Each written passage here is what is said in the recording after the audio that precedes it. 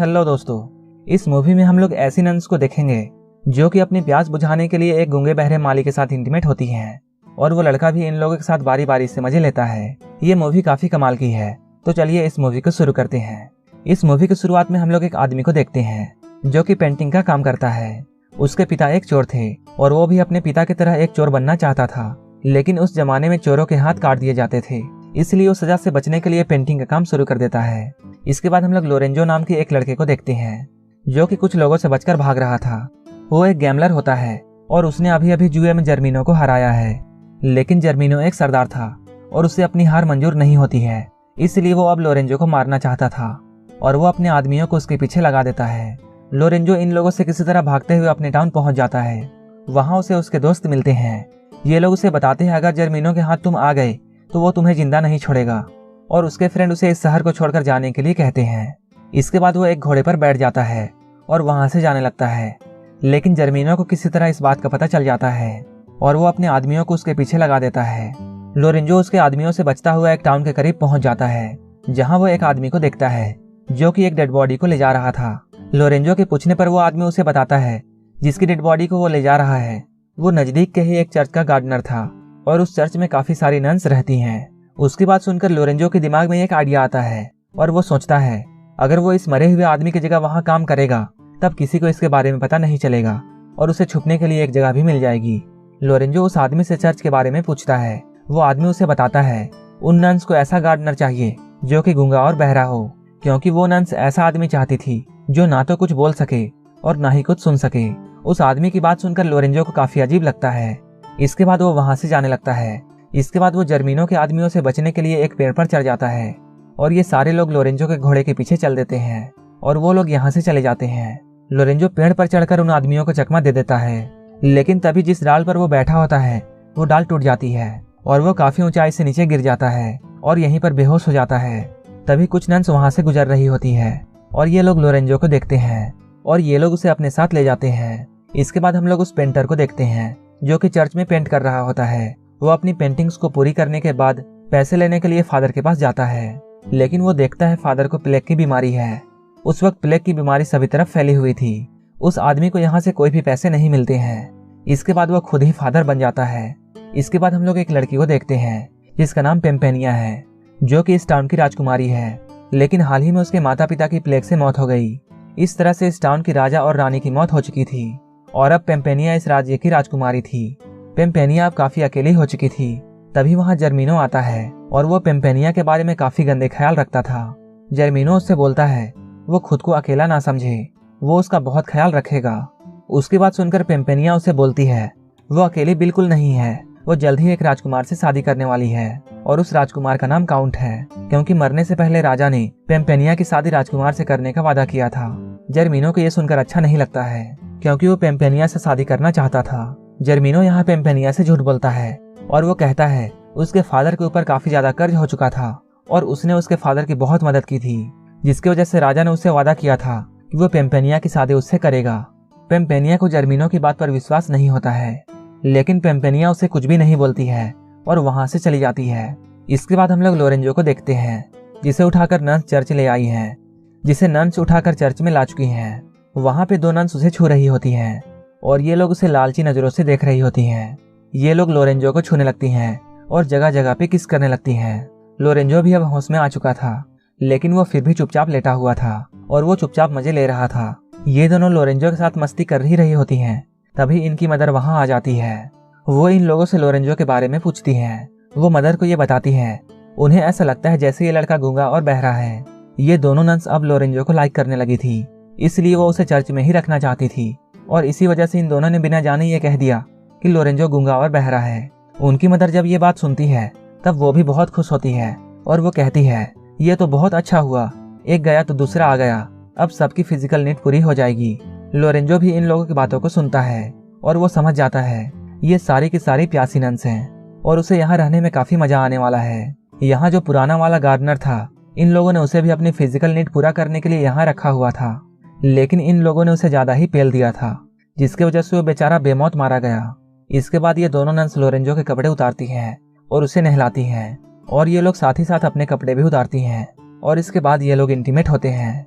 Lorenzo धीरे धीरे garden में काम करने लगता है, लेकिन साथ ही साथ उसे इन लोगों के साथ एक एक करके पेलन क्रिया करनी होती थी, जिससे नन्स के साथ लोरेंजो भी काफी एंजॉय करता था। वहीं दूसरी ओर पेम्पेनिया अपने फ्रेंड्स के साथ होती है और वो जर्मिनो से छुटकारा पाना चाहती थी।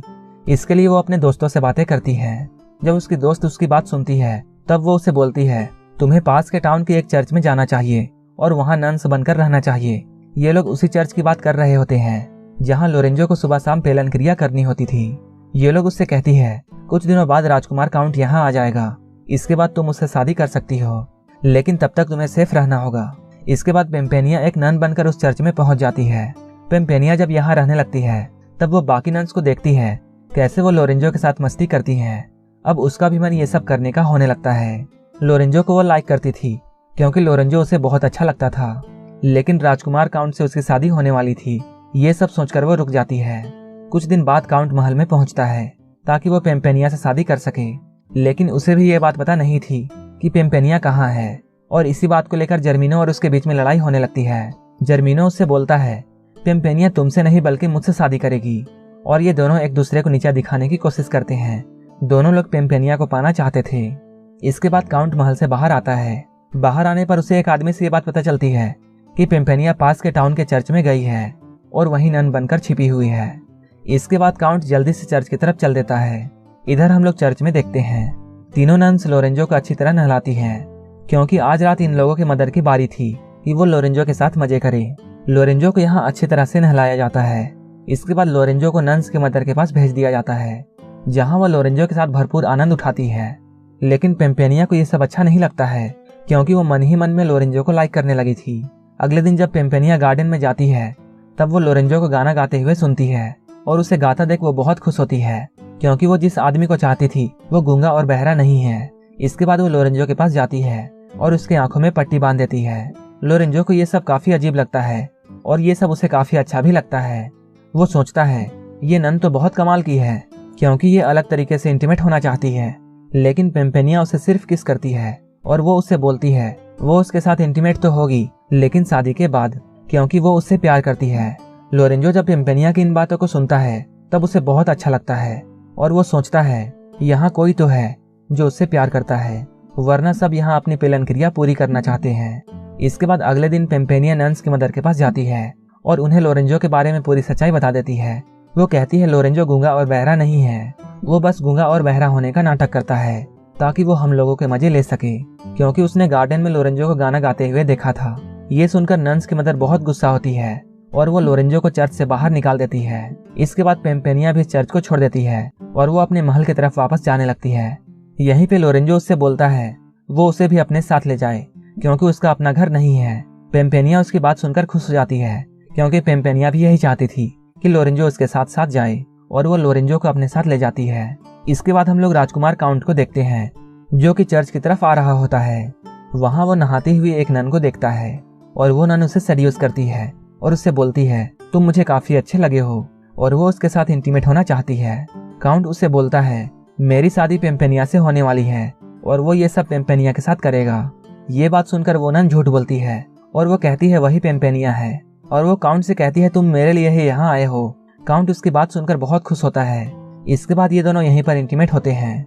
वहीं दूसरी ओर हम लोग पेम्पेनिया और लोरेंजो को देखते हैं जो कि अपने टाउन में पहुंच चुके हैं। तभी जर्मिनो वहां आता है।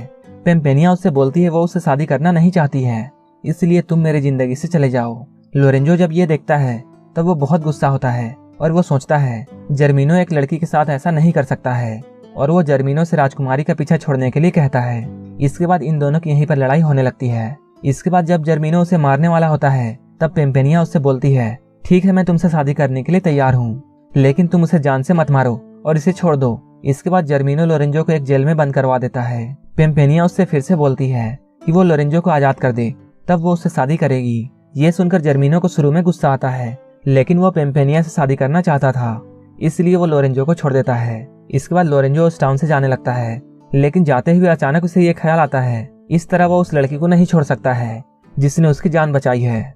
इसके बाद वो उसी टाउन की तरफ फिर से वापस जाने लगता है। वहीं हम लोग काउंट को देखते हैं, वो भी अब इस शहर में आ चुका है और वो चर्च पहुंच जाता है जहां जर्मिनो चर्च में पेम्पेनिया से शादी करने वाला होता है। वहीं पर लोरेंजो भी आता है।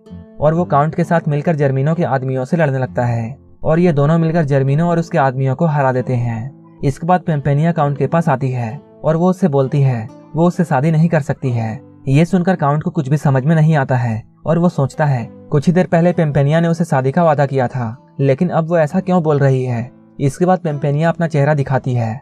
काउंट उससे बोलता है तुम पेम्पेनिया नहीं हो, मैं जिस पेम्पेनिया से मिला हूँ वो तो दूसरी है जो कि उसे रास्ते में मिली थी। उसी वक्त वो लड़की भी वहाँ आ जाती है जिसे काउंट पेम्पेनिया समझता था और उसे देखकर काउंट बहुत खुश होता है। काउंट बोलता है यही पेम्पेनिया है और वो इसी से शादी करेगा। इधर लोरेंजो यहाँ से जा रहा होता है, तभी पेम्पेनिया उसके पास आती है और उसे जाने से रोकती है और वो अपने प्यार का इजहार उससे करती है। लेकिन लोरेंजो उससे बोलता है मैं तुमसे प्यार नहीं करता हूँ बल्कि एक नन से करता हूँ जो कि पास के चर्च में रहती है और वो मुझसे शादी करना चाहती है और मैं उसी से शादी करने वाला हूँ। और उस लड़की ने उसे किस भी किया था। ये सुनकर पेम्पेनिया बहुत खुश होती है और वो समझ जाती है वो उसी की बात कर रहा है, लेकिन उसे उस वक्त मालूम नहीं था कि वो लड़की पेम्पेनिया ही थी। इसके बाद पेम्पेनिया लोरेंजो के पास आती है और उसे किस करने लगती है। इसके बाद लोरेंजो समझ जाता है वो जिस नन की बात कर रहा है वो पेम्पेनिया ही थी। इसके बाद ये लोग एक दूसरे के साथ बहुत खुश होते हैं और यहीं पर इस मूवी की हैप्पी एंडिंग हो जाती है। अगर आपको ये मूवी अच्छी लगी हो तो एक लाइक जरूर कर देना और ऐसे ही मूवीज के लिए मेरे चैनल को जरूर सब्सक्राइब कर लेना। तो मिलते हैं हमारे नेक्स्ट वीडियो में।